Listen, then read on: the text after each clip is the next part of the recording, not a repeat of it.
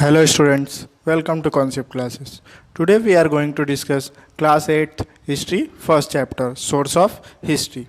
So source of history का मतलब क्या होता है सबसे पहले वो जान लेते हैं। तो सोर्स ऑफ हिस्ट्री का मतलब होता है हिस्ट्री को जानने के साधन क्या होते हैं, मतलब कौन कौन सी चीज़ों से हम हिस्ट्री को जान सकते हैं, समझ सकते हैं, उसे हम कहते हैं source of history. Source of history के बारे में आपने 6th स्टैंडर्ड में भी पढ़ा होगा, 7th स्टैंडर्ड में भी पढ़ा होगा, अब 8th स्टैंडर्ड में भी हम पढ़ेंगे सोर्स ऑफ हिस्ट्री। सो चलिए स्टार्ट करते हैं अपना chapter. We have study the source of ancient and medieval Indian history. बता रहा है हमने सोर्स ऑफ हिस्ट्री जो पढ़ा है वो एशियंट और मेडिवल इंडियन हिस्ट्री का पढ़ा है। तो 6th स्टैंडर्ड में हमने एशियंट का सोर्स ऑफ हिस्ट्री पढ़ा था और 7th स्टैंडर्ड में मेडिवल इंडिया का सोर्स ऑफ हिस्ट्री पढ़ा था। This year we are going to study the source of modern India history. इस साल मतलब 8th स्टैंडर्ड में हम मॉडर्न इंडिया की सोर्स ऑफ हिस्ट्री के बारे में पढ़ेंगे। Historical source including material, written and oral source. ये इसके बारे में आपने पहले भी पढ़ा होगा कि जो सोर्स ऑफ हिस्ट्री होते हैं उसमें 3 तरह के सोर्स अवेलेबल होते हैं, material source, written source and oral source. Similarly source based on a modern technology such as audio, video and audio visual are included. बता रहा है उसी तरह से जो सोर्स ऑफ हिस्ट्री था मेडिवल पीरियड मॉडर्न इंडिया का, उसमें कुछ सोर्स ऐड हुए। वो सोर्स किस तरह के थे? वो सोर्स थे audio video and audio visual source, मतलब कि टेलीविज़न और रेडियो जो है वो भी क्या बना आगे चलकर सोर्स ऑफ हिस्ट्री। नेक्स्ट हमारा टॉपिक है मटेरियल सोर्स। तो ये हमारा सबसे पहला सोर्स है मॉडर्न हिस्ट्री का।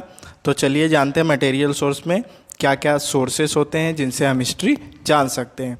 तो वेरियस ऑब्जेक्ट होते हैं, बहुत तरह के ऑब्जेक्ट होते हैं, उसमें मोनूमेंट्स होते हैं। मोनूमेंट्स का मतलब होता है स्मारक, प्लेसेस, बहुत सारे जगह होते हैं। उसके बाद कॉइन्स होते हैं, स्कल्पचर्स होते हैं, स्कल्पचर्स मतलब मूर्ति, etcetera can be included in the material source of history. मतलब ये कहना चाहता है कि मटेरियल सोर्स वही होता है जिसे हम फिजिकली छू सकते हैं और अपनी आंखों से देख सकते हैं, वही हमारा मटेरियल सोर्स होता है।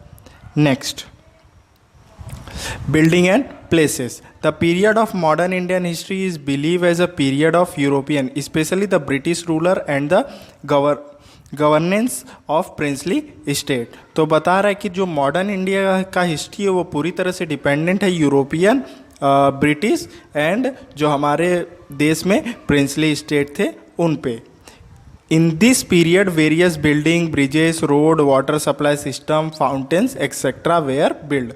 बता रहा है इस पीरियड में जब अंग्रेज यहाँ पर राज कर रहे थे, ब्रिटिश यहाँ पर रूल कर रहे थे, तो बहुत सारी चीज़ें बनाई गई, तरह तरह की बिल्डिंग्स बनाई गई, ब्रिजेस बनाए गए, रोड्स बनाए गए, उसके बाद वाटर सप्लाई सिस्टम बनाए गए, फाउंटेन्स बनाए गए। The buildings included government offices, और बहुत सारी ऐसी बिल्डिंग्स बनाई गई जो गवर्नमेंट ऑफिसेस थी। जैसे हमारा जो अभी राष्ट्रपति भवन है वो उस टाइम पे वायसराय हाउस था, रेसिडेंस ऑफ ऑफिसर्स, और बहुत सारे ऐसी बिल्डिंग्स बनाई गई जहाँ पर ऑफिसर्स रहते थे, मतलब अंग्रेज़ों के जो बड़ी बड़ी पोस्ट पर ऑफिसर्स होते थे वो रहते थे। लीडर्स एंड रिवोल्यूशनरीज, लीडर्स और रिवोल्यूशनरी जैसे जहाँ पर पंडित जवाहरलाल नेहरू रहते थे, जहाँ पर भगत सिंह रहते थे, जहाँ पर हमारे विनायक दामोदर सावरकर ये लोग रहते थे, वो सब भी मटेरियल सोर्स में इंक्लूड किए जाते हैं। Places of rulers of princely state, fort, prison etcetera. Among this monuments many buildings are intact even today. बता रहा है कि बहुत सारे ऐसे जेल हैं, किले हैं और प्रिंसली स्टेट्स हैं जहाँ पर प्रिंस लोग रूल किया करते थे, आज भी वो सेम उसी तरह से बरकरार है, मतलब उसी तरह से क्या है दिखाई देते हैं। इंटैक्ट का मतलब बरकरार। Some are declared as a national monuments. इसमें से बहुत सारे जगह हैं जो नेशनल मोनूमेंट्स डिक्लेयर कर दिए गए हैं, whereas some are converted into museum, और बहुत सारी जगह ऐसे हैं जो म्यूज़ियम में कन्वर्ट कर दी गई है। For example cellular jail in Andaman. Cellular jail जो अंडमान निकोबार में है उसे काला पानी का जेल कहा जाता है।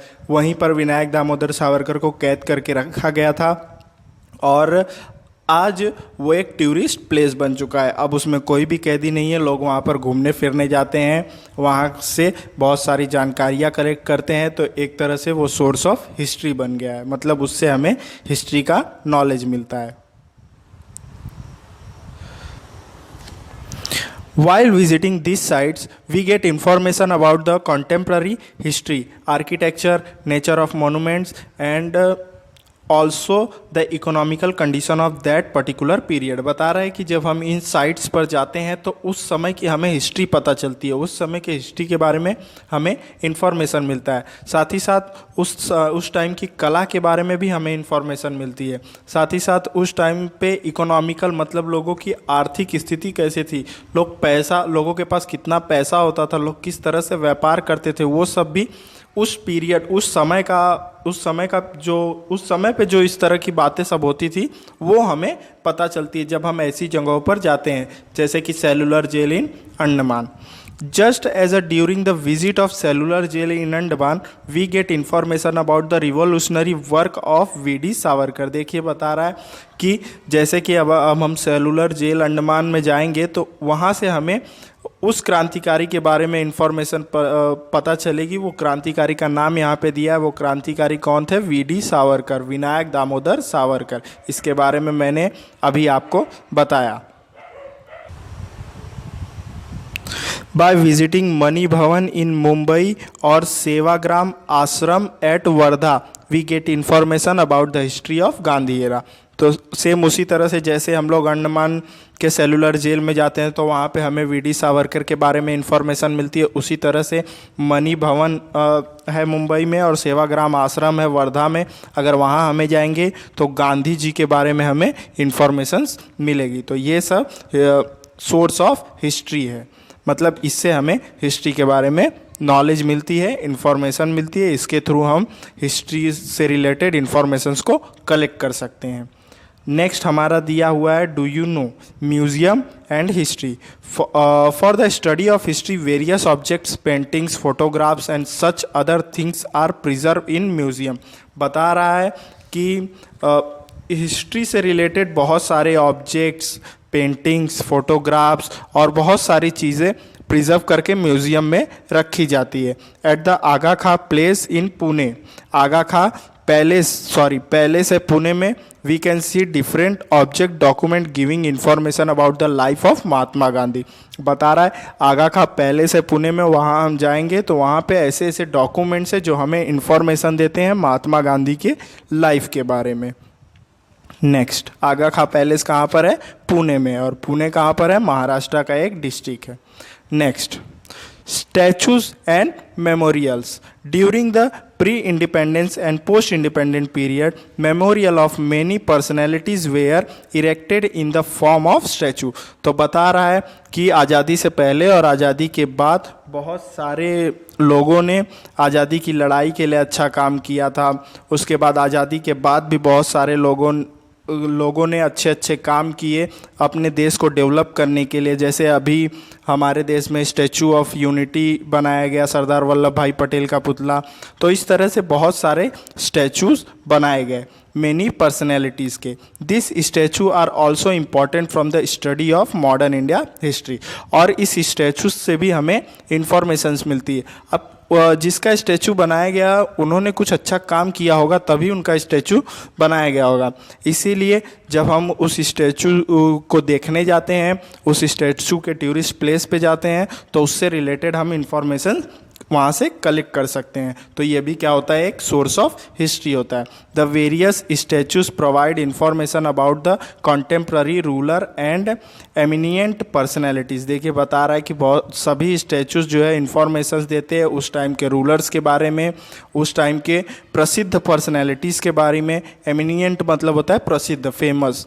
नाउ नेक्स्ट क्या दिया है? द डिस्प्ले प्लेगवे on the statues given us information about the full name of the concerned person। प्लैग मतलब क्या होता है? एक तरह से फलक होता है। फलक मतलब कि बोर्ड होता है। तो जहाँ पर भी स्टैचूज बने होते हैं वहाँ पर बोर्ड बने होते हैं और वो बोर्ड उस स्टैचूज के बारे में सारे इंफॉर्मेशंस देते हैं। वो कैसी इंफॉर्मेशंस देते हैं? Birth, birth detail, death detail, brief information about their contribution and biographies, sketch of the persons। तो बता रहा है कि उनका कंट्रीब्यूशन क्या था, उनकी बायोग्राफीज़ और उनके बहुत सारे अलग अलग जो फ़ोटोज़ होते हैं उन सब फ़ोटोज़ के बारे में इंफॉर्मेशन देता है।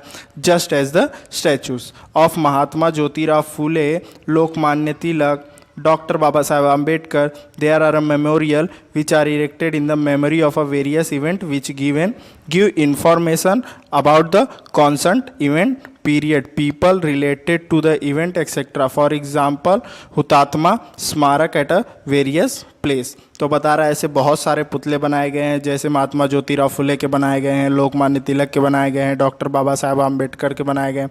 तो ये सब उनकी यादों में पुतले बनाए गए हैं।